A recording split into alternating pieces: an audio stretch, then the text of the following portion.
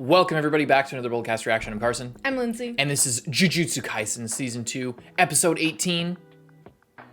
What happened last time? Last time, it was a big fight. Sukuna versus... what's that thing? Makara. And it was pretty epic. Yeah. Very controversial here on the channel. My initial reaction was really negative because I was influenced by all the stuff going on behind the production and the whole conversation around it. Not really a great thing when you're trying to do a critical review of something necessarily to have that fully impact your first impression. But again, that's also part of what a reaction is. It's, you know, we're giving our first impression and then you can reflect on things and have a different review afterwards. That's kind of what happened to me. I was more focused on the negative aspects, and I wasn't really appreciating all the good stuff that was going on in the episode. And then upon rewatching it, fully zoned in, not like I rewatched it on stream and I wasn't really like reacting to it. I was just like sat there, had the headphones on, watching it on like a larger screen, and I had a lot better experience with it, and I really ended up enjoying it a lot more. I still noticed the negatives, but they weren't as crazy.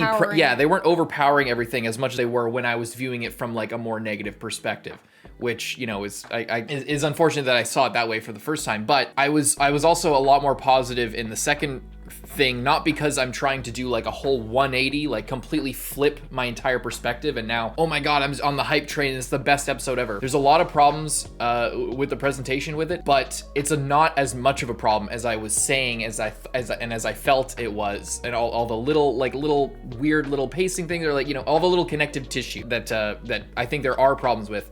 Those are still there. I do think those are problems, and I think those things, the things that are wrong with the episode, prevent it from being like the best fucking episode ever. But I will say I wasn't giving it the credence that I think it deserved the first time I watched the episode. Unfortunately, my hair is fucking with me right now, and it's really annoying me. But yeah, so big controversy. All I'm trying to say is I'm sorry for all the weirdness last time. I'm not looking at Discord anymore. I'm not paying attention to the whole thing, the whole like outside aspect of everything. I'm just, we're here to enjoy the show, and we're gonna focus a lot more on like the sort of content of the episode this time. So we'll see what happens. And there was a couple things I wanted to get to last time with like that I've noticed like since my first watching that I want to talk about, but we'll see how those things come about. Maybe I'll get refreshed. I can't really remember right now, but we'll see. Leave a like and subscribe. Hope you enjoyed the reaction. Let's check this out.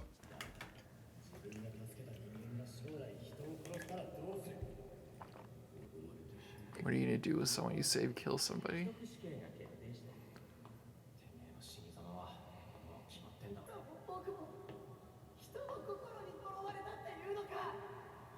Junpei.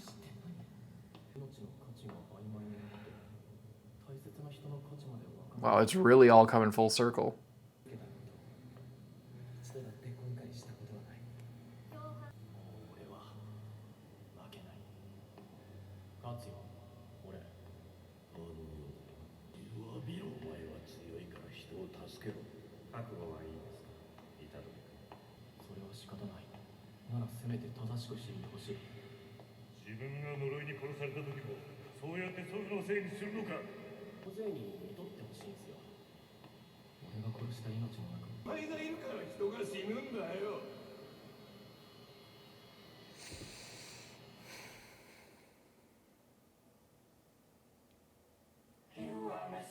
Damn. The chickens are coming home to roost, as it were. All those conversations about all that shit in season 1. When you first just said the chickens, I was like, the chickens? The chicken curse is rearing like, its about chickens? gizzard in Shibuya. I wonder what happened to fucking Maki. I don't know. I'm scared. Oh, that's one thing I wanted to say. Yes, because we saw Nanami at the end of last episode. This is one thing that I wanted to get to. Fucking every other time somebody's almost died, they came back like Super Saiyan, like super powerful. Like when they come close to death. So I wonder if Nanami being like, ugh, is actually a fake out for us, and he's actually gonna be like, or if he'll actually just be super decrepit. Or maybe it'll happen to Maki. Maybe Maki will unlock a similar thing that like how Gojo came close to death, and then sort of like figured his shit out. Like that's usually what happens is people come close to that, and then, or maybe Nanami's just dead. Shit.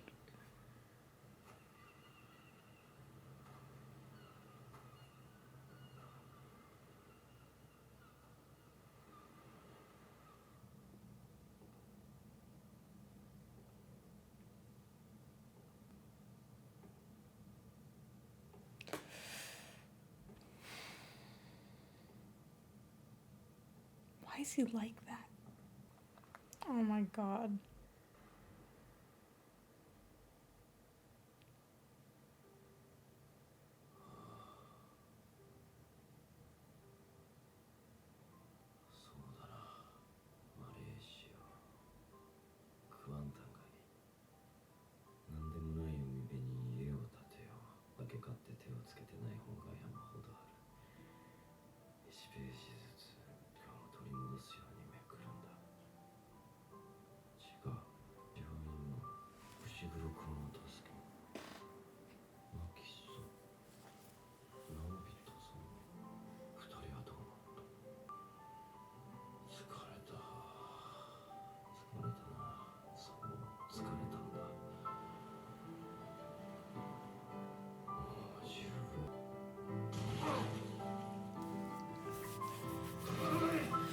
Oh god.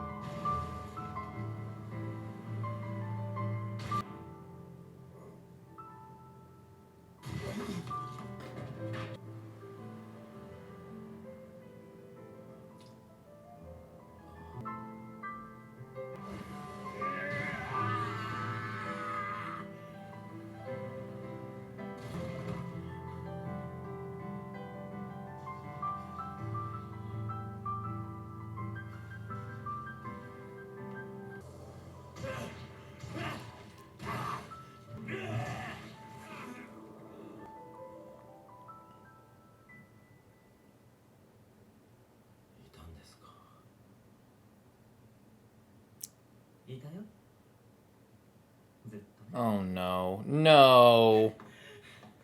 No way. No. Oh no.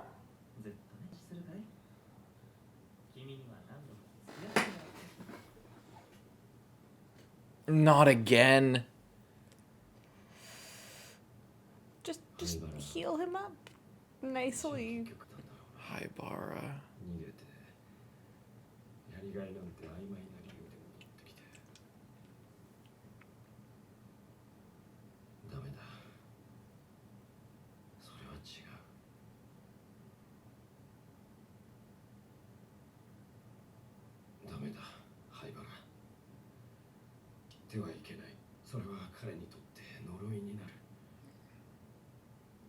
Just like what the principal said about Yuji's granddad. No.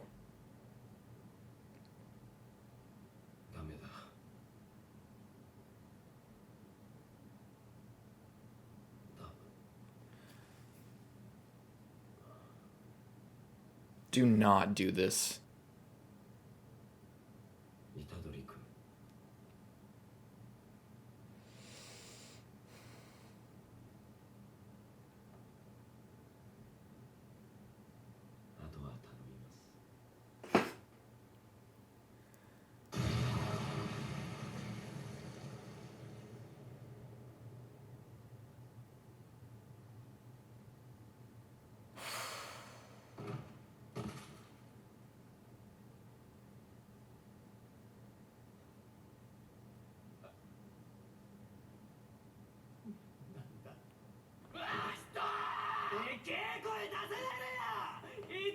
I didn't hate this guy already enough.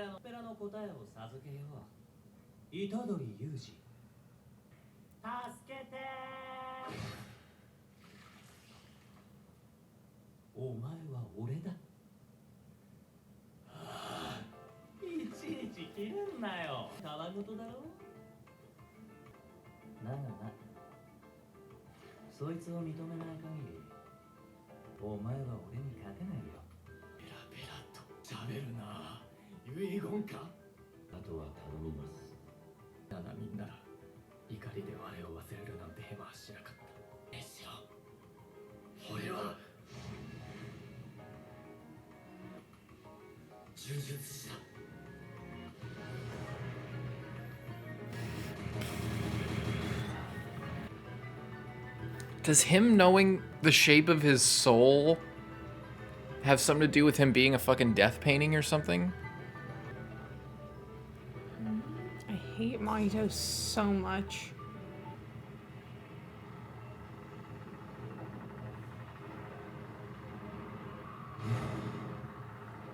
Hmm?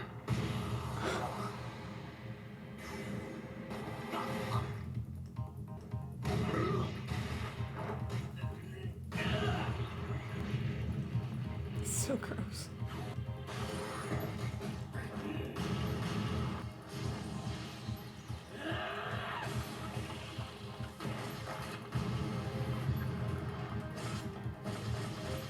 What the hell is this? Creepy looking? Again with the spikes. These like enclosed spaces for fights are so interesting. It's not normally what you see. Like this in the bathroom fight were just insane.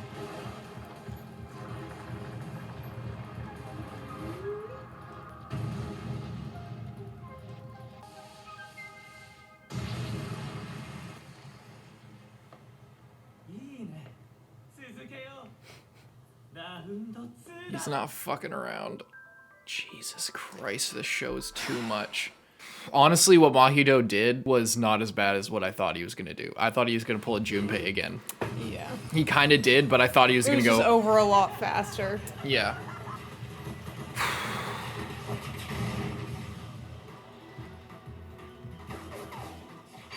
It's just disgusting.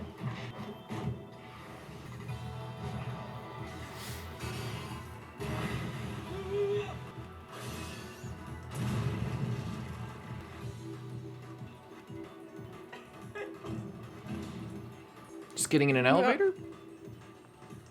He's just gonna bust through the top of the elevator. Can he just cut the wires?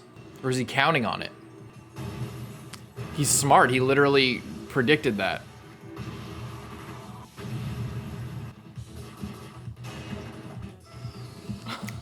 YUJI!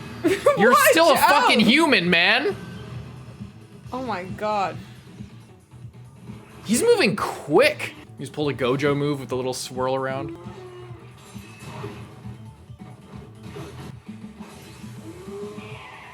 The voice acting for Mahito's voice actor is fucking crazy this episode. Yeah. Ew. You know what this is kind of reminding me of? Just a little bit? What? Geto versus Toji.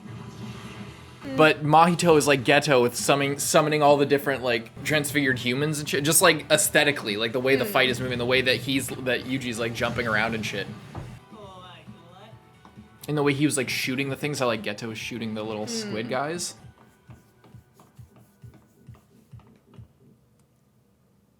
They're transfigured.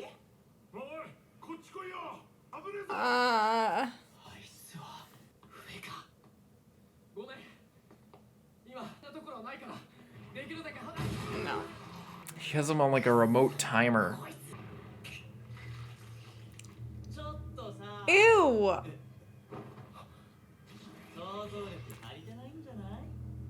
The fucking quickness of just like, and they're alive still. It's so fucked up. Like.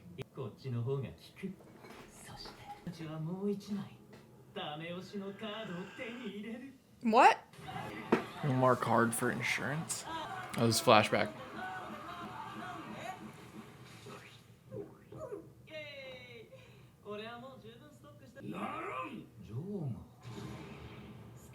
Ew. Oh, that's another version of him. He's shadow cloning. Well, not even really. He's just splitting himself up.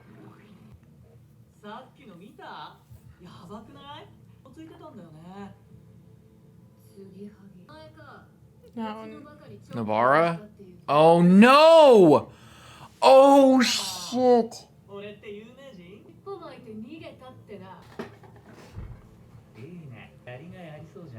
Oh no. Nobara's not fucking ready for this. Maybe she'll I surprise guess us, her but one good thing is that she can attack from a distance. so can he. And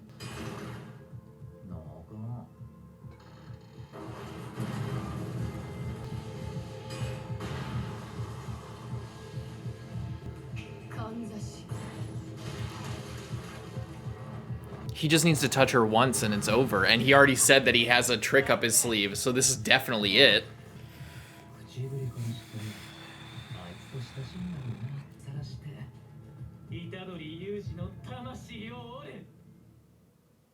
Fuck off. There's no way. I don't believe it. What would happen if Mahito touched Panda?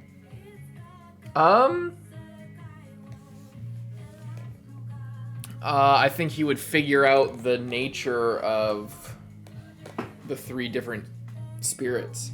I think he would figure that out, and he'd probably be able to manipulate all of them if they're all inhabiting the same body. He might have to touch the proper area, because I thought one was in his heart, one was like, I thought one was in his chest, one was in like his groin, like, or side area here or something, and one was in his head. I could be wrong. Maybe one's in his leg. I forget. He put them, they're in different spots on purpose. I forget where they are.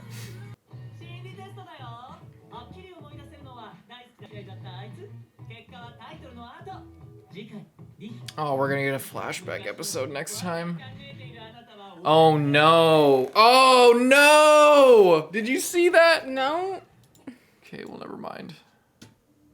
Were you just not paying attention on purpose? I just read what they're saying and try not to spoil myself by looking too much into the drawings.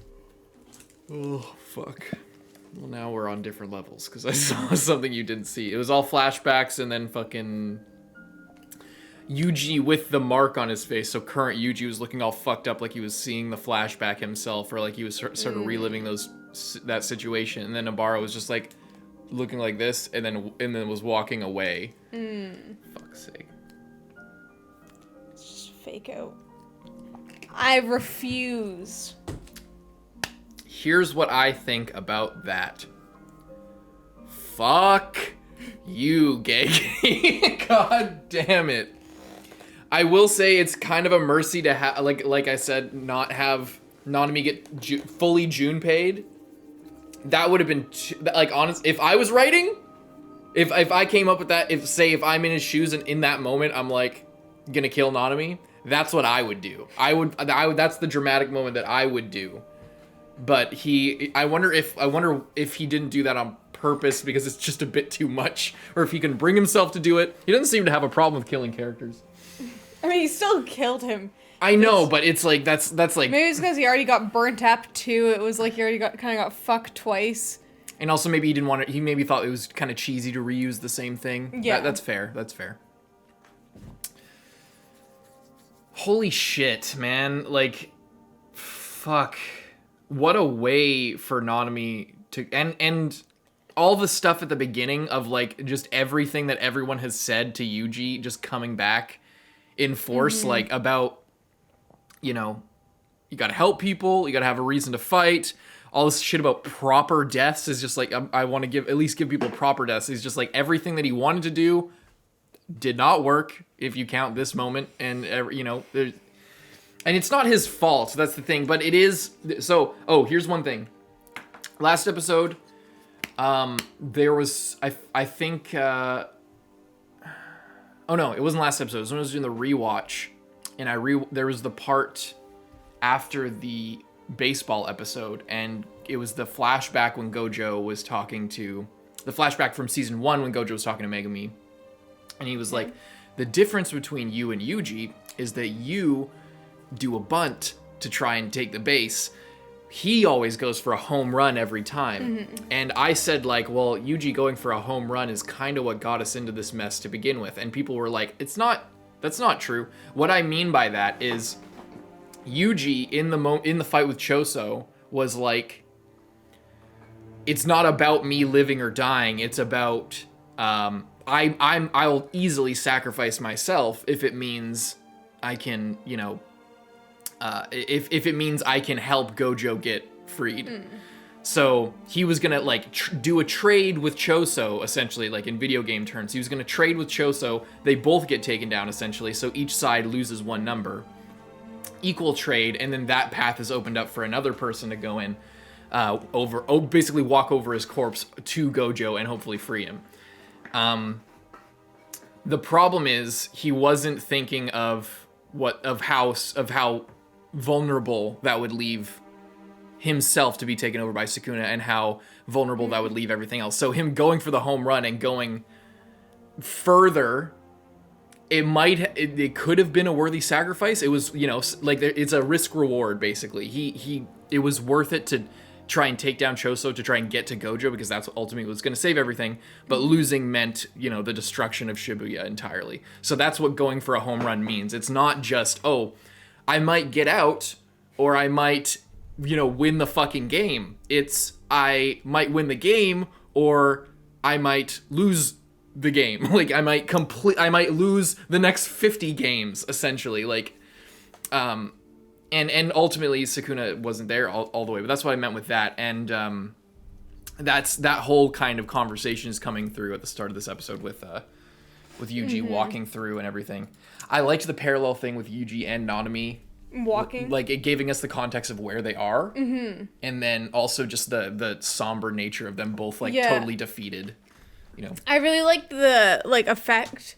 Like this background noise when Yuji's hearing all this, and it's just it's like that is like what I wanted, and I think what a lot of people wanted, instead of them playing the OP during like that kind of like ringing, like there was a really loud noise and it's like silent, but like doing something like what they did with Ghetto in Hidden Inventory with the clapping and the rain, like that kind of creative sort of, and like you just hearing Yuji's footsteps like very like echoing, like that is to me like I feel like more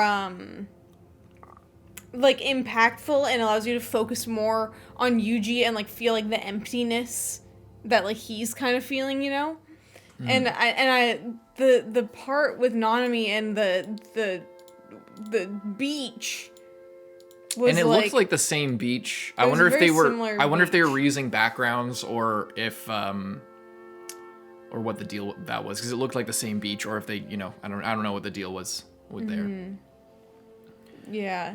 But I really liked that. I thought that was cool how it kept going. I think a big reason why they did this from an animation perspective and from just like the show, I think that a big reason why they did this is because they know that Nanami's like a fan favorite character, and they just want to show him hot one last time on the beach, happy one last time. Because the emotion of him like fighting for his life and clearly not at peace. And then there's this piece that will eventually be his life, hopefully, unless he gets transfigured, in that moment, because you don't know what's going to happen to him. Or just die, or just, some crazy thing happens to him from a curse perspective. You don't know what's going to happen. But I feel like a big reason why they did this was just to show him, like, just whole one more time in his final moments, so that the fans who are, like, huge Nanami fans, will not feel so terribly about his death and about how ugly he is now, because like a big part of his appeal was just how hot he was. So I think a big part of it was just showing him hot one more time before he was killed. But that death, that's a super dramatic death. For him to come to Yuji's aid when he fought Mahito the first time, and to give him to just like in that fight, Nanami, like it's funny because he's serving the same purpose but at a sacrifice. Because in the first fight, Yuji explodes with anger and is fucking up Mahito, but he's not really getting anywhere. It's Mahito's just like, outlasting him. Nanami gets there, and then they kind of turn the tide of the fight together, And with Nanami's like encouragement and you know, tutorship, he like figures it out and is able to fight him. The same kind of thing happens here, but it's the opposite. It's like he's coming to Nanami's rescue, and now he has the you know, with their help together, because Nanami like is fueling him. He's hopefully going to be able to do something against Mahito, but I don't think so. I think Mahito's probably just going to make it out of here, right? I just hate it because Mahito, like, his entire thing makes it nearly impossible to kill him in any normal way. Because no matter how much you hurt him, it doesn't actually hurt him. Unless you get him in the soul. Which you have to know where that is and, like, how to, like, conceptualize that and find it. Yeah, you have to know the shape of his soul. It's almost impossible. Which just makes it so annoying to fight him. Because it's not like with Hanami or whatever, where it's like, oh, just, like, hit them enough times. Yeah, Mahito's a bit different. And they will die. You know, no matter how strong they are, if you hit them enough, they will die. But Mahito isn't like that. So he's so like, from a viewer perspective, it's so frustrating. Because it's like, no matter how good YUJI is doing in this fight, no matter how good anyone does against him, it's just pointless. Like we just saw Nobara. Like, if that was anything else, she would have completely fucked it up. Like, that would have been a one-shot. She got the jump on him, like, flung a thing down, went in, and then got him, like, two in the head. Yeah. So it's like, but it doesn't do anything. Yeah. Because it's Mahito. And Nobara, honestly, has been having such shit luck. Oh, big time. Like, she fights, like, two guys that are just, like, unkillable impossible to fight. Yeah.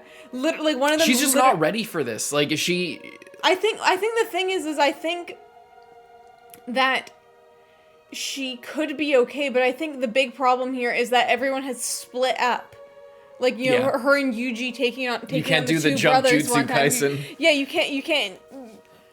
There's a lot of Jujutsu has been about, like, the 2v1 battles, but then now we're getting a lot of 1v1. Yes. And it is... When it's 1v1, it goes bad for the good guys. Yeah. And we've had, like, some group fights, like, with, against Dagon. Squid guy. Yeah. Yeah. But there, like, we haven't seen so far in the rest of the series a lot of, like, straight up 1v1, like, you're in an enclosed space and you're fighting this person. And so far we've had a lot of that, and it hasn't been going very well. And it's kind of shows why, like, you know, you're kind of in teams a lot of the time, like. And why fucking Megumi is so OP. Yeah. You know, like, if a fulfilled Megumi could be more badass than anybody, because he can fight. He has a stand with Makura. So you know, that's yeah. But yeah, it's definitely, it's not working out well. It's not going good at all. No. I wonder what's gonna happen to YUJI. Like, if YUJI survives this, like, what are they gonna think of YUJI? Like, how is he going to go on, like, as a sorcerer? Like, I don't know, because here's the thing. All, like, the Jujutsu higher-ups already wanted to kill him because they thought he was too much of a risk. And he was. And he is now that Gojo's gone. Well, yeah, now that Gojo's gone, he's in a bit of a predicament, because it's like, no one else can argue, like, oh, well, I can easily take care of him if he goes crazy. Because if Gojo's entire thing is like, oh, well, if like what just happened were to happen, then Gojo could just step in. And it's like Levi with Eren.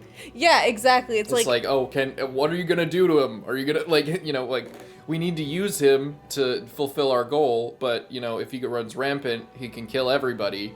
So how about, you know, there's only one person who can, like, actually take care of it, and it's, like, the most powerful guy. Yeah. And then it's like, okay, how do we even get Gojo? Is Gojo even gonna get out?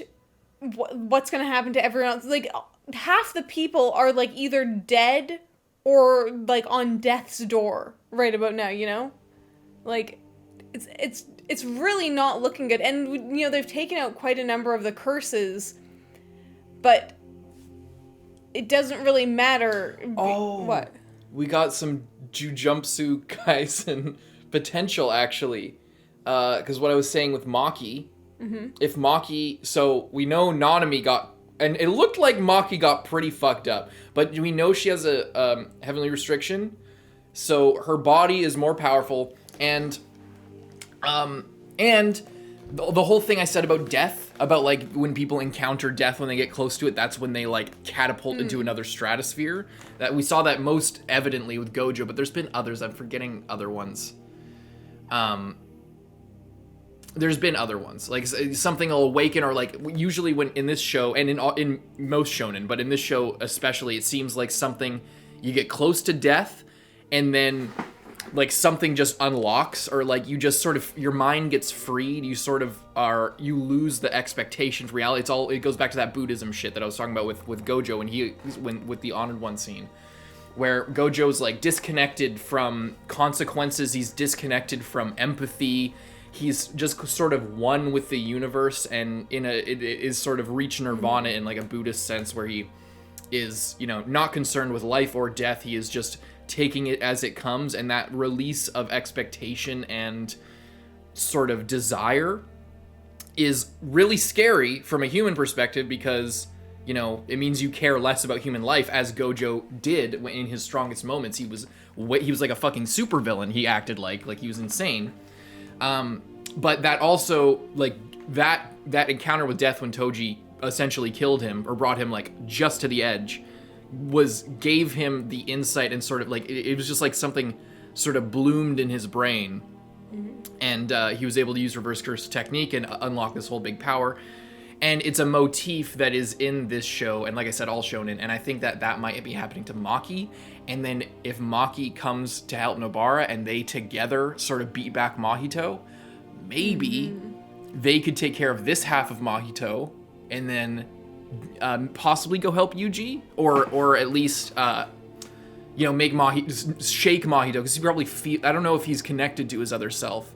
Yeah, like if he can tell what's going on, or because that's the thing, he's like, oh, I have a special surprise going on, but it's like we don't know what the end result of the fight with Nobara was. And like we don't know if he knows, or if he was just so confident in himself that he like knew that he would win. So I'm not sure whether he knows that he has that, or if he's just heavily assuming that he has that. I think you might be right.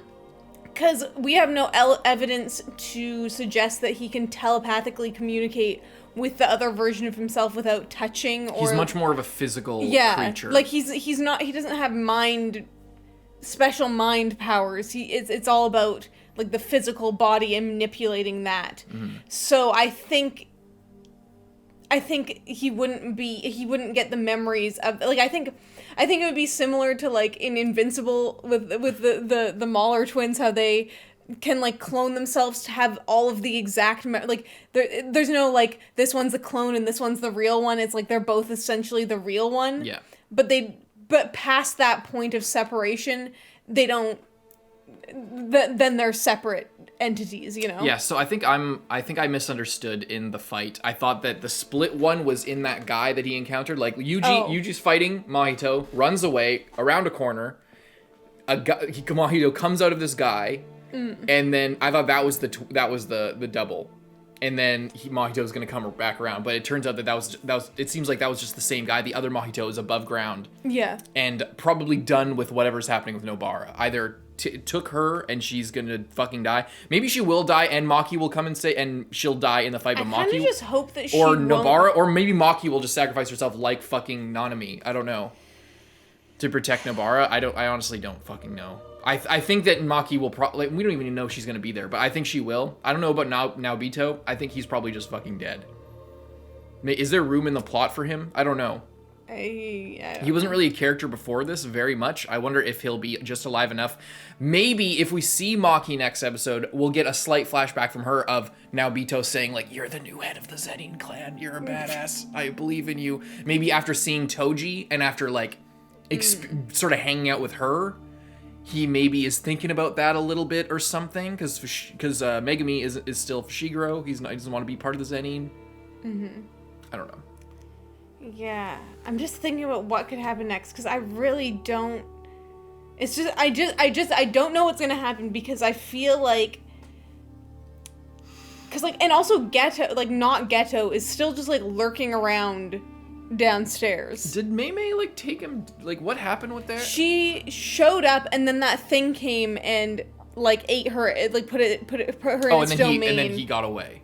Yeah, I'm not sure whether he got away or like I don't even know if it showed her getting out of there or if the last time we saw her she was just in there kind of dunking on it in its own domain. Let's go back a couple.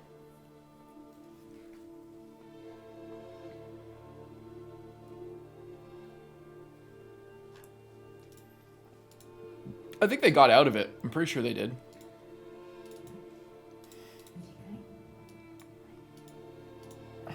Oh yeah, because they made a death pact together, and that's sort of like just gave her that extra little boost. Mm-hmm.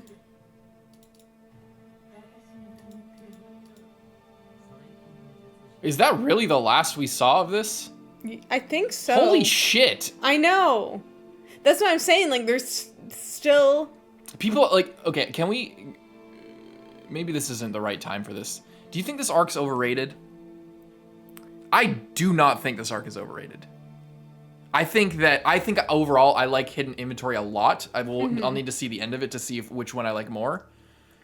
Because Hidden Inventory was like a movie. It's kind of different. It's kind of a different thing.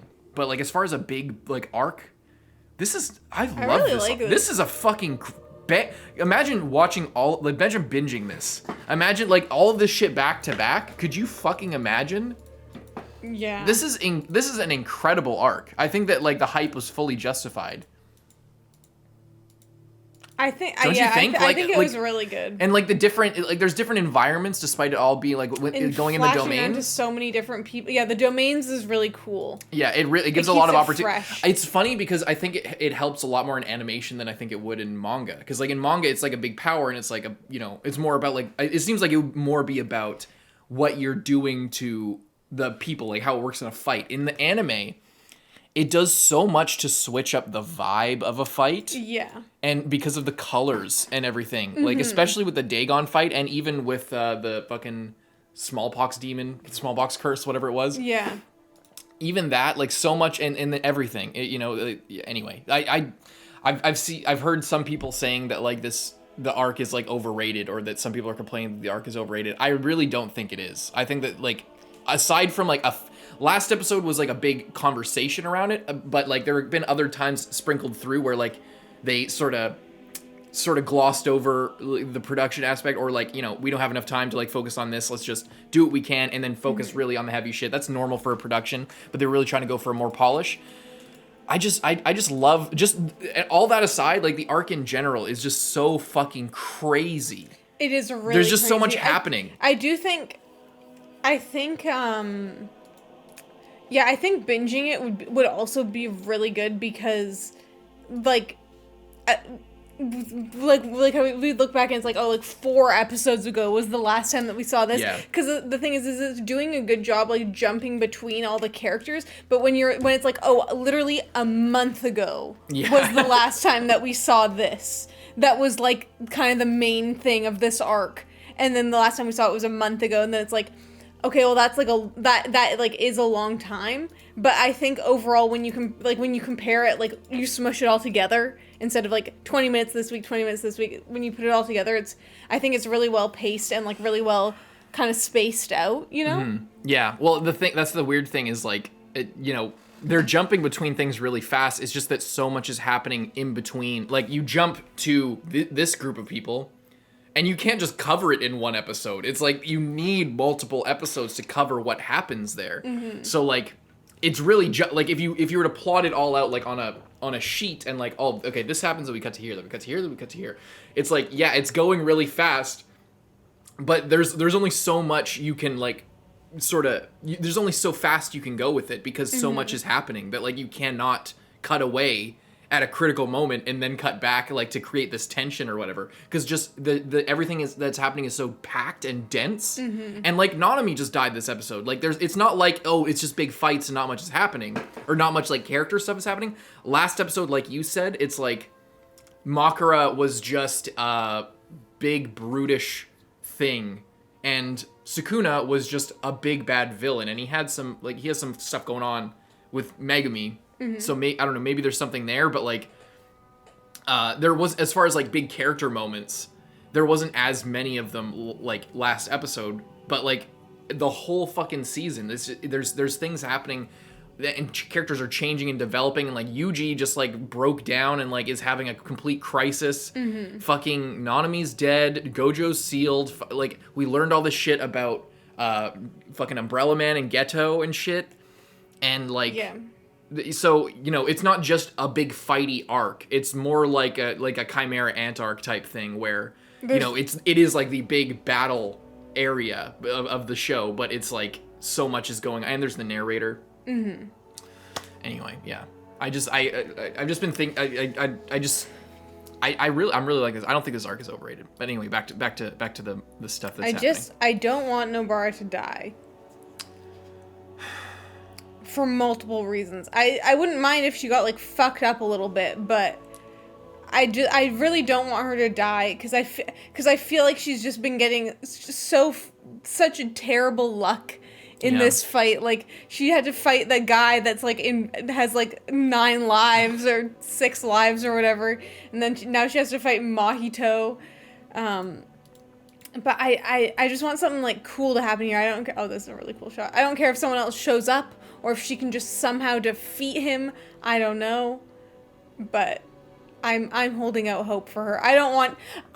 I'm fine with lots of characters dying, but I also I want some of them to stay alive. You know? Yeah. It would be fuck.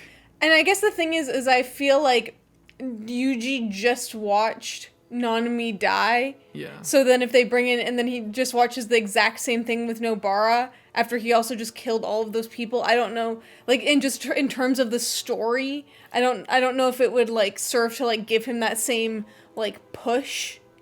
What if all of his friends die or something, and then Yuji just gets fucked up psychologically and joins the bad guys with fucking Choso, who he might be his brother, or they might be brothers, for like death painting brothers. Like what if he's just getting totally fucked up mentally, and he just sees everybody just die, and then at the end of the arc, it's just we're not the good guys anymore. I still don't think he would join in with the bad guys. Yeah, maybe not. It would be a cool reversal though if fucking, I mean, not cool. I don't want Nobara to die, but if Nobara died, and then Megumi got fucking Sasuke'd, got Orochimaru'd by Sukuna. So, because season 1, Yuji dies, and then they both think that Yuji's dead and he's gone, and then fucking it flips over, and now both of them are like out, and he's just alone. That would be sad as fuck. Yeah. Sorry, I'm just thinking about it too hard because I don't know what's gonna happen, and I don't know like if other people are gonna. Well, what else is going on? Keep showing up, like Inumaki and Panda are around in the vicinity. Megumi is Inumaki might be just dead. He might have been killed by Sukuna. Like, he was directing traffic. We saw like a flash of him, like look up at the big fight, and then at the start of last episode, and then that's the last we saw of him because we saw Yuji pass him. He's like Inumaki senpai, and then he's like, shuck, or whatever he fucking says. We have also like we don't like there's other people out in the Jujutsu world, so we don't know whether like Todo or like any where's Todo? All of the people from that school are not here. What if they're on their way? What if Todo shows up in the fight against fucking Mahito? That would be terrible because Todo fights hand to hand. And but Mahito could touch him. You can clap them around. You can kind of fuck with them. And oh my god, with the transfigured humans, he could just teleport to if he can't use transfigured humans anymore because every one of them is now a node for his teleportation. That could be cool. And Todo would just be focusing mostly on diversion. I guess he wouldn't. Yeah, he couldn't really touch him at all. And he doesn't have a weapon. He could use a cursed weapon. He could use a pole. Todo's a badass. What if Mai shows up? Where's Mai? I guess he's just at the different school. Yeah, no one from that school. So that's why I'm wondering, like, are they coming or are they just completely out of the loop here because they, we didn't know who to trust. Yeah. Fuck. Well, I liked that was really cool when like that like transfigured human was like filling up the entire hallway and it was all like dark. That was Again, really yeah, cool. I love the close encounter fight. Like the bathroom fight was so crazy choreographed, and like this is kind of similar to that. A little bit more linear, obviously, because there isn't like the stalls and like the ceiling, like and the mirror and the counter and shit. Like so much of the bathroom was used physically in that fight. In this, it's a little bit more just straight on, but it's still, you know, it's I see it more as like this fight. They serve different purposes. Physically, like the fight with Choso was a lot more creative. In this one, it's very clearly like what's happening here for Yuji is like a measure of his resolve after everything that's happened. After, you know, Sukuna has destroyed everything. After he saw Nanami die, he's still somehow digging deep and like fighting the good fight after that, and just doing whatever he can. And it's really commendable, but that sort of like them going towards each other, them being crushed, him still just having that fucking crazy look in his eye, that fire in his eye, and he just keeps going and just makes the right moves and is just not afraid. He's in a falling elevator. He doesn't give a shit. That shit when he was like in the elevator, he knew he was gonna come through the ceiling, and he was fucking ready. And that's why I said it was like Toji versus Geto. Was because he was like this, and then Mahito like rips open the thing and he looks in, and then Yuji just behind him and fucking fucks him up. So like, he's I don't know if we still don't know he has a heavenly restriction. He's been compared to Maki a bunch, but we don't know that that's the case. We now know he's a death painting something related to that. So there's some shit with his physiology that might just be completely different than everybody else. Yeah. But he's built different. He's definitely built differently. And the fact that he was thinking of Haibara and then fucking Yuji showed up as well. Mm-hmm. Because he thinks they're kind of similar, and he clearly is like, he looks to Yuji as like sort of a successor to that sort of spirit, that sort of presence in his life.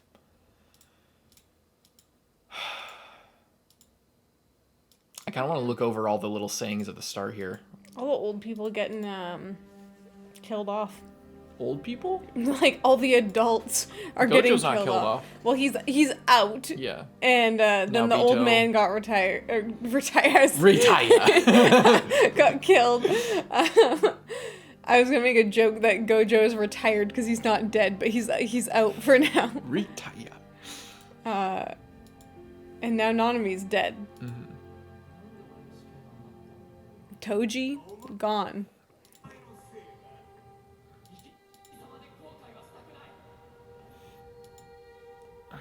What are you gonna do when someone you saved kills someone else in the future? Who does that apply to? Who does that apply to?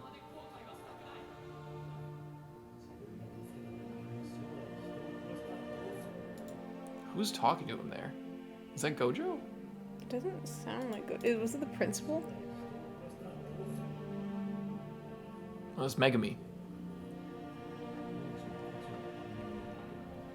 The value of life would become ambiguous, which is slowly happening. Like, if you look at Yuji's reaction to people dying here, like those two guys, versus obviously him first seeing the transfigured humans, it's just like, it's inevitable with the job, obviously, but like, that whole thing about human life being ambiguous, that's sort of the nature of the job as well, because that's ultimately what got Gojo sealed, was that he wasn't trusting his instinct that he had when he was 17 to, like, you know, sacrifice, do what needs to be done. He got too attached to saving people when they were all marked for death. They're all dead anyway. Like, you know, like he was unable to make the sacrifice that he was fully, personally, like as far as his own emotion, he would be fully able to make, given his history and given what we know about him and how he thinks and everything.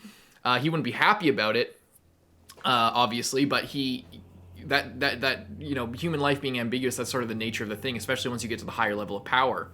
And that's the shadow in general in shonen or in any story, the shadow of, you know, that thing within you it's evil. That's what Sukuna represents. That's what, you know, the fucking nine-tailed fox represents. That's what the Goku's tail represents. This like this thing within you that has the possibility to just run completely rampant if you don't have a hold over it. This tendency towards destruction and violence that you kind of need in order to fight for your life, but is very volatile, and you need to really take care of it and be in control of it. And that's, you know, in Yuji it's interesting because it's like Sukuna is like definitely like a separate entity, a lot more than other like sort of inner demon type tropey things than other things anyway. So that's kind of like what he's encountering here is he's yeah, it's fucking sad. Anyway.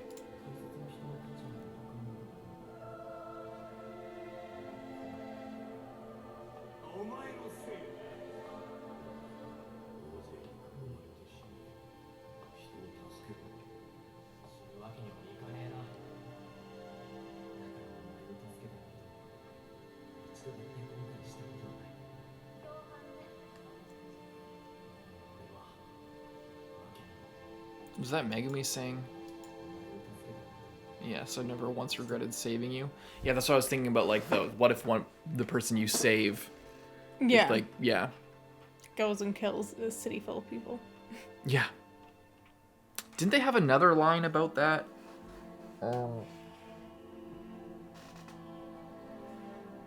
Yeah, because that was Megumi's whole thing.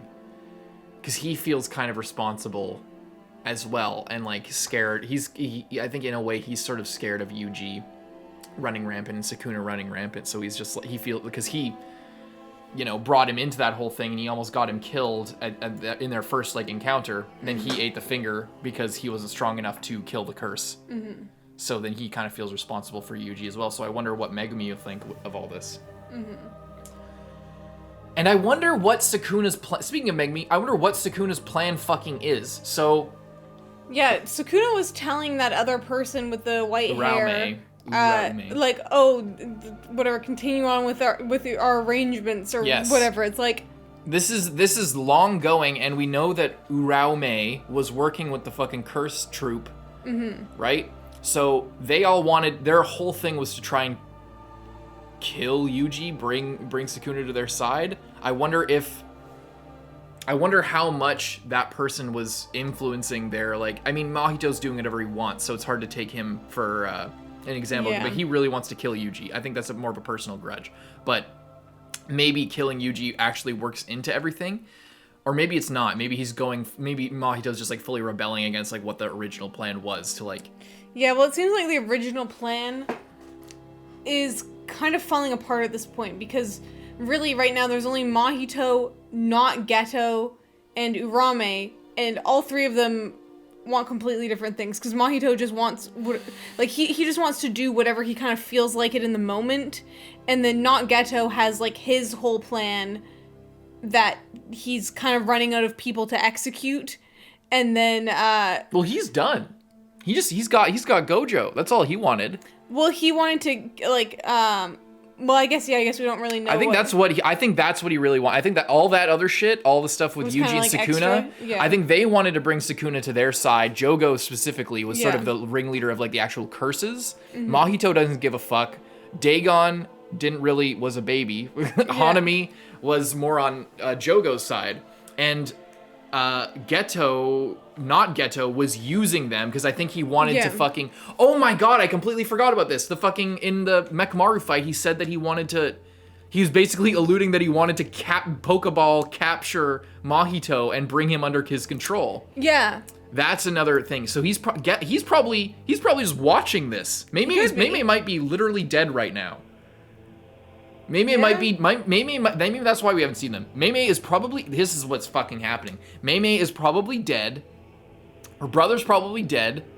And it's gonna be an off-screen death, and we're just gonna see their dead bodies after fucking Not Geto shows up to a destroyed Mahito, slurps him up, gulps him down, and now he has control of Mahito. He has Geto in a fucking cursed thing. So now he has full control over Mahito, not just working with him and trying to manipulate him. Mm-hmm. Full Pokemon control. Has Gojo in the box and is going to I don't know.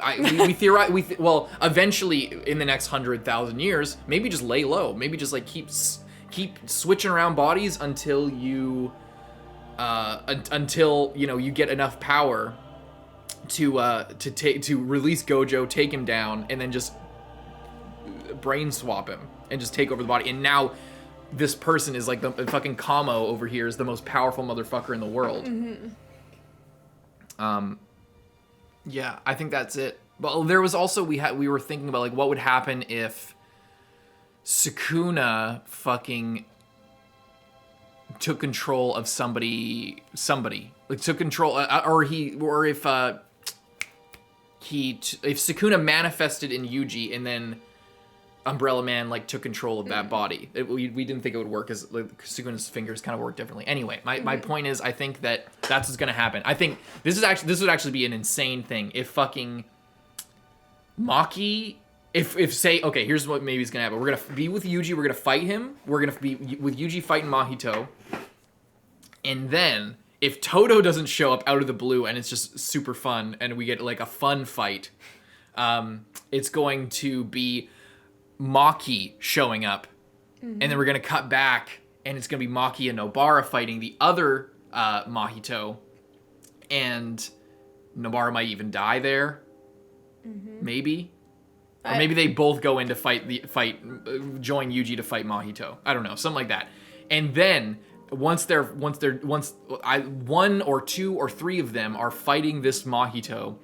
They beat him down. He's like he has nowhere to go. He has no escape. He's running down the train fucking tunnel. He's like going, and then he sees Mei Mei's body, and her brother, and he's like what? And he escapes, and he's like totally fucked up, and they don't even know. Maybe Mahito escapes, and they aren't even able to follow him. And then that's when we see Umbrella Man being like, oh, did you deal with him? No, I wasn't able to do it. Oh, great. Slurp him down, and then they don't even know that that's what happened to Mahito. That might be crazy. That would be crazy. That would be fucking crazy. And Sukuna.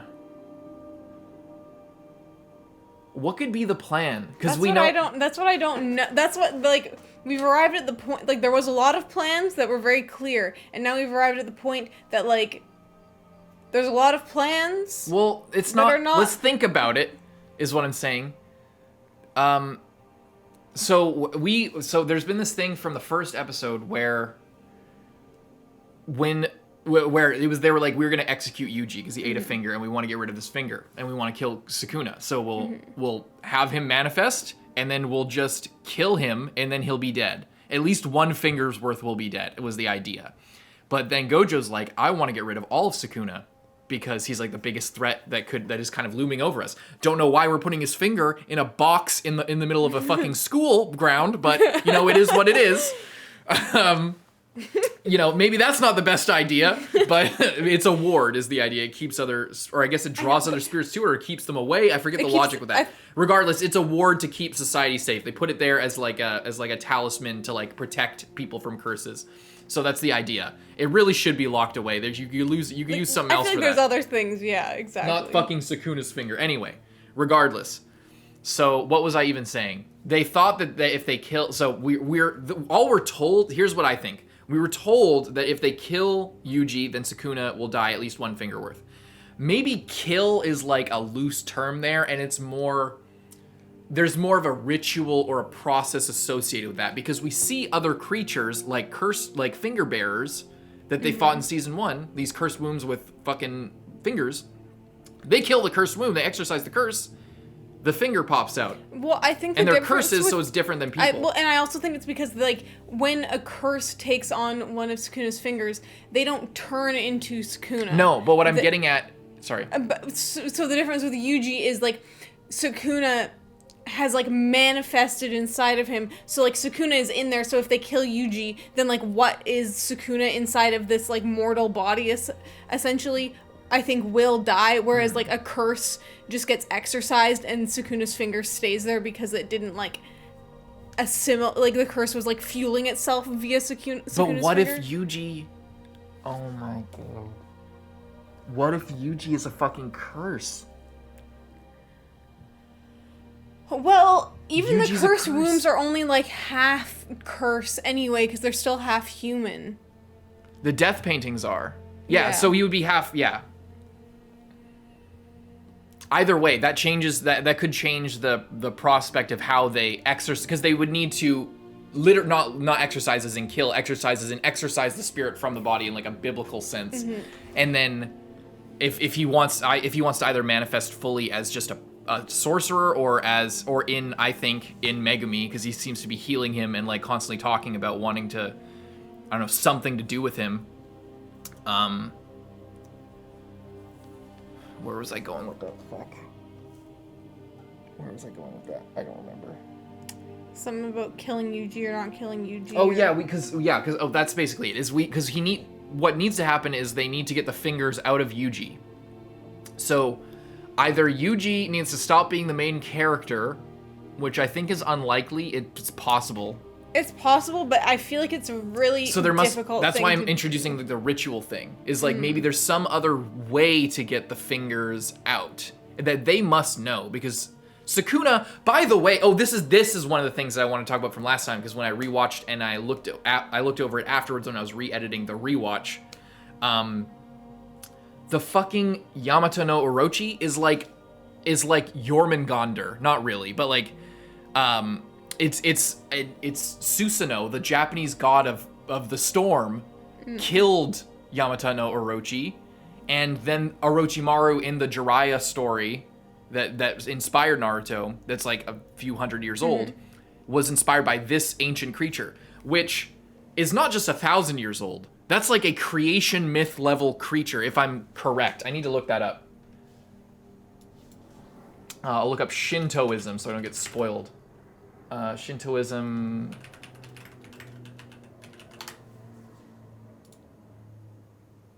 I want to know Orochi. 712 AD. Transcribes as dragon name is blah blah blah blah. Let's look, like, I think by bringing up Yamato no Orochi, I think that they're implying that like Sukuna is not just Heian era, but like way the fuck back, like maybe even further. Maybe that's why he's more concerned. So what that would mean as far as the Yuji thing is, like, he probably knows a way to get his fingers away from Yuji and manifest outside, and it involves, that's why he needs Uraume. There's some sort of plan that needs to take place, obviously. Maybe if Yuji eats all 20 fingers, because they just said last episode of the episode before, it's like, oh, even if he took all 20, then he might still be able to, like, if he took them slowly, he might still be able to regain control. But maybe at that point, Sukuna would be able to, like, somehow extract himself from Yuji, because he was, like, whole inside of him, and even though he couldn't, like, control Yuji, he could somehow get out. Yeah. I was also just thinking... Go ahead. But then the other thing is, because you were talking about Yuji being a death painting, the weird thing about that is that Yuji had no cursed energy before. Like, the only reason he can use it now is because he's tapping into Sukuna's cursed energy. So it's really interesting that he, like, because all the other, whatever they're called, death paintings, they have techniques, they have cursed energy. And they're powerful. So I guess I'm interested to learn more about that with Yuji, and like what makes him so different. Is he just this exact same thing, but he has a heavenly restriction for some reason, or is he like a fucked up version of that where he took more to like the human side, or is it because perhaps like what the like because the whole thing with the death paintings was, it was like a human mother who had a cursed technique of, like, her womb was cursed, basically. And is it that, like, there's something different with the way that Yuji was made? I don't know. Too bad that Grandpa died before he could tell some really critical information. Yeah. I don't know. Yeah, because that's where the death paintings come from, is they're just like, they were born from this person that Kamo probably, the more I think about it, probably fucking Umbrella Man. Not, I mean, like, I guess it's the same thing. But not Ghetto, the brain creature, was probably, because we were unsure whether, like, oh, was he already a fucking evil sorcerer, but like, with the sort of vibe, like the way the story is progressing, it seems more like, right? Yeah. Don't you think? Like, it seems more like it would be this umbrella, like the brain person being sort of controlling and making all of that happen. Yeah, I don't know. So there's something weird with Yuji. If he was like a cursed spirit, because we don't know what, like, are the death paintings a cursed spirit? They're technically like transfigured human type. Yeah, they're like made of human matter, and you know, like they're just sort of fucked up humans. They're not the same as like what MAHITO does, but they're not quite like they're like in between but what MAHITO is doing and what like just a normal person. But they're also cursed, right? Because well, that's why like there's like weaker ones that I think are more like curse, like because the youngest of like the three brothers that we have fought was like looked like a curse and not like a person, and then Choso looked just like a kind of a normal guy, and then the middle brother looked like a fucked up normal guy. Yeah. And it's so confusing because maybe we need to go back to that fucking episode again where they talk about Kamo. Like they said that Kamo Noritoshi was obsessed with, I could recite it by heart at this point. We've rewatched that scene so many goddamn times. I don't know how they could pack so much foreshadowing and like critical information into one scene that most people forget. Fucking, what was I saying? He was obsessed with creating a hybrid of a cursed spirit and a human. And then this lady could get impregnated by cursed spirits. So then he extracted that. He just like kept getting her pregnant with cursed spirits. Maybe that's why they all look different. Maybe they're all impregnated by different spirits. And then I imagine using like his blood powers. Like, because it was Kamo, so he had like the blood manipulation tech. I imagine that would be pretty helpful. We talk about it in a medical format. And he just kept trying to make like the perfect one. And what if Yuji was just the perfect one? What if like the death paintings are all like the abortions, like just the fucked up versions, and they all like didn't quite work, or like he froze them and then like eventually they figured out the right one. Or maybe he literally is just one of them. Because we don't... What was the time? It would have been like... It's cryptic with the time. Because we know Kamo was that old. I don't know. I honestly don't know. Maybe he was a death painting and he like was... Got released in a little capsule earlier. Yeah. And he literally just is one of them. I don't know. Anyway, it would change... It would possibly have an effect on how Sukuna would release himself from Yuji's body. Is the point. If he's part cursed spirit, because that changes the way that the fingers like assimilate. And I think, did Sukuna mention like, oh, this body is ideal? Or no, he didn't say that. It's like some shit like that. No, I'm thinking of something else. Fucking, I don't know. I'm literally thinking of Dio. I'm thinking of fucking Dio and the person that he does that to. Anyway.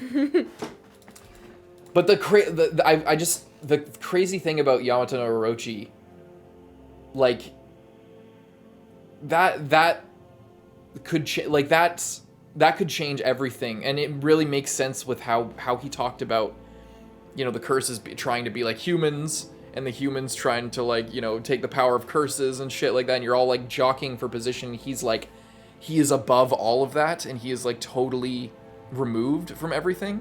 Yeah. I don't know. What? I'm just thinking. Because that's a different thing. Because he was saying, and I don't know enough about Shintoism.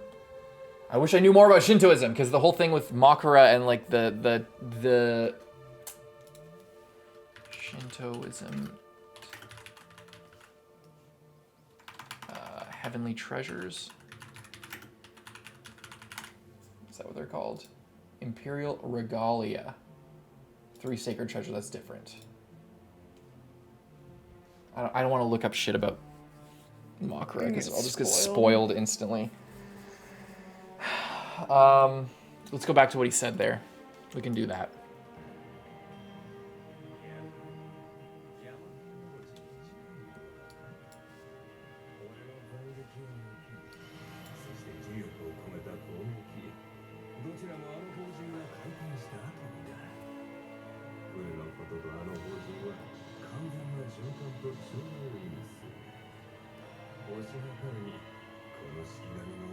And the way he just like completely deduces the Makura's thing, like especially the way he's talking, it suggests like that he's very familiar, incredibly with all of this. knowledgeable about like everything. Yeah, that he's reading it like a book, like a fucking 200-year-old literary professor reads like Shakespeare, like how they just like you know what I mean? Yeah, it's interesting because he says it like that, and I think in a different show I would say that's probably just the author's way of like badly just telling something to the audience but making the character say it, even though the character wouldn't really know that, but they have no other way to do it. However, like the way that this is written, I feel like it gives more like validity to like Sukuna really knowing this and really being familiar with this. Also with him being as old as he was, even if he wasn't any older than he says he was, I imagine like all of this would be more relevant like a couple thousand years ago than it is right now. Yeah.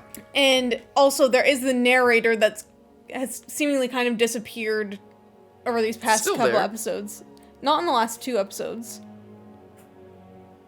On the last 2 episodes, really? I guess not this episode. Like the 18. Mm-hmm. Were they last? I think they were at some point last episode. I don't think so. Really? Yeah. Won't be much longer before I'm free. Yeah, I guess not. No, right here. Oh, right there. What were you gonna say about the narrator? I guess I was saying, because there is also the narrator at play, so there would never be a reason to make a character say something or like realize something that they shouldn't have known or shouldn't have realized, because you would literally have the narrator to do that to for inform them. The audience. Yeah. Right. Yeah. Yeah. But we're probably just fucking completely wrong. People honestly. are just gonna be like, wow, these I had to wait extra long for the reaction because these clowns were talking for like 2 hours about random stuff. Yeah, I don't know.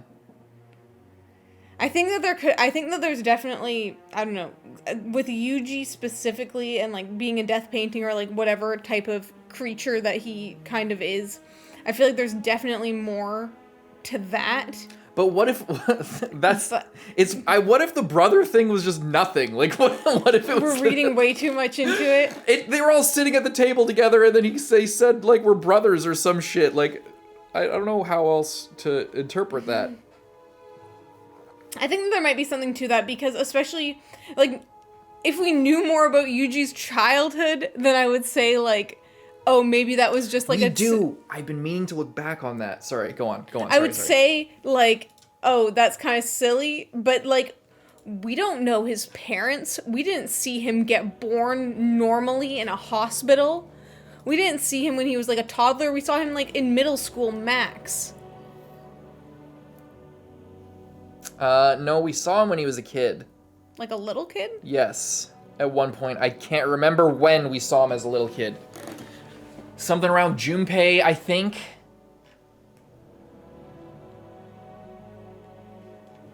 It was something around Junpei. Fuck. I can't remember when. What was it about? I don't remember, but I remember that we did see him as a baby child. Not as a baby child, but like as a young, as like a little kid, like a less than 10. Yes. I can't remember See, when it that's was. the other thing about YUJI as well, because as far as we know, all of the other curse wombs or the They didn't grow. They didn't grow. They like, I think manifested. were born as like a weird little thing, and then they like manifested it into like an adult. They were fed to a human. Yeah, and then they like. At least one of them was. I don't know if that's how I don't know if that's like Choso. I don't know if that's how he did. We only saw.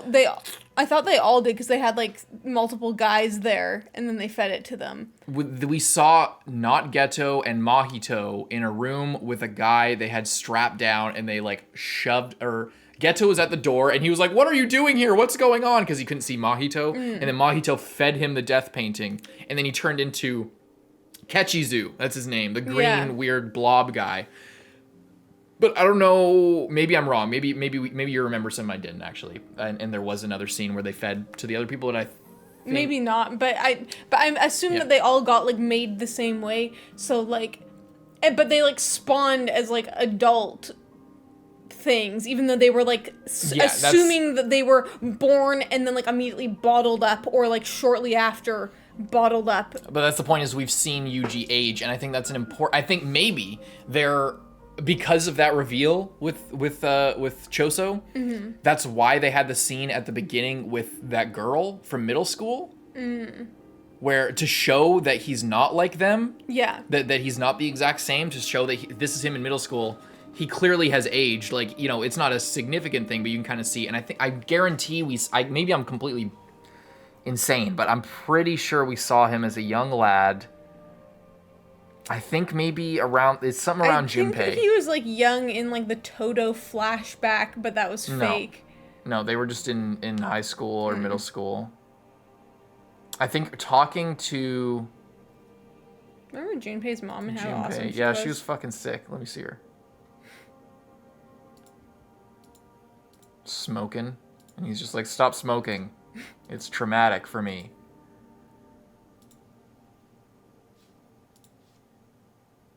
Oh, not a mean.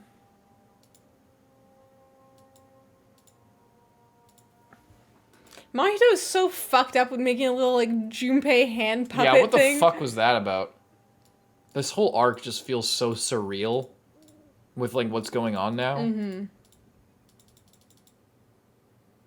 Was it here? It was a different episode. I know we're gonna be here for a while, ladies and gentlemen. I'm cutting all this out probably, but go to the episode before.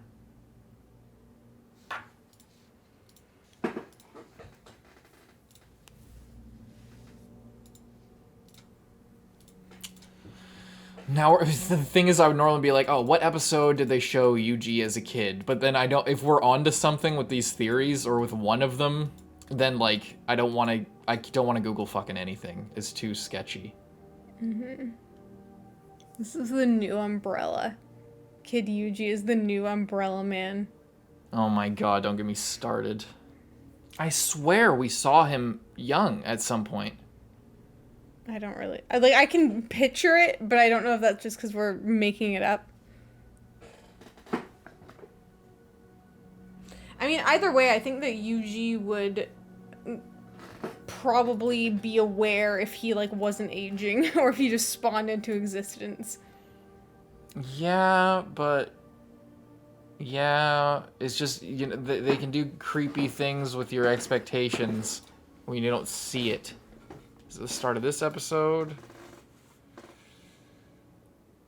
It wasn't in, like, the first 1 or 2 episodes, was it? It might have been? Was it? Do you think it was? I don't know. I'm just wondering. I don't think it would be in the first episode. We're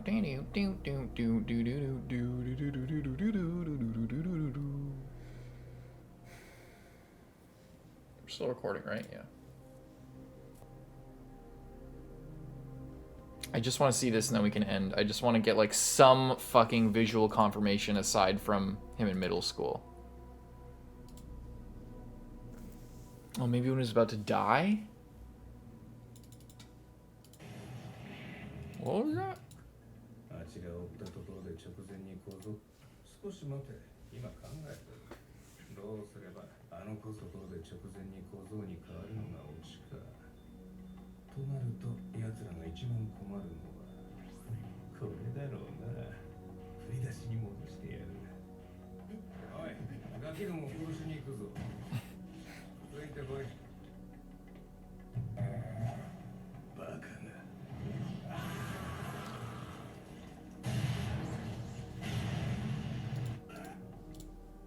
Shit, am I fucking crazy? I think you might be crazy. Am I insane? I think you might be.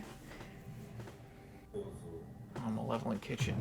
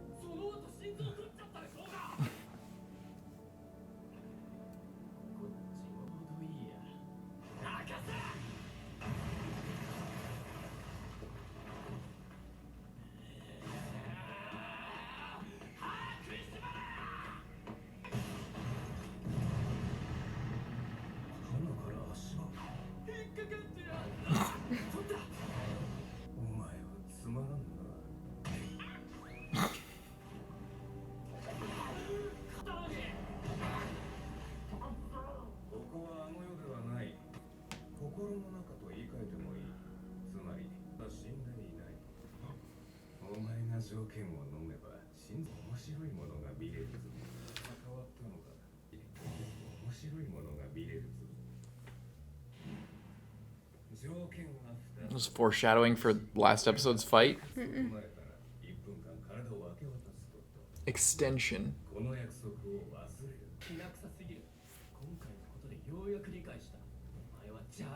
Is it because he needs 1 minute to get out of there? Yeah, that's what it's gonna be. Because he said he won't kill anyone or injure anyone. That's what it's gonna be. He's gonna use that word to transfer. I guess it doesn't matter. God damn it.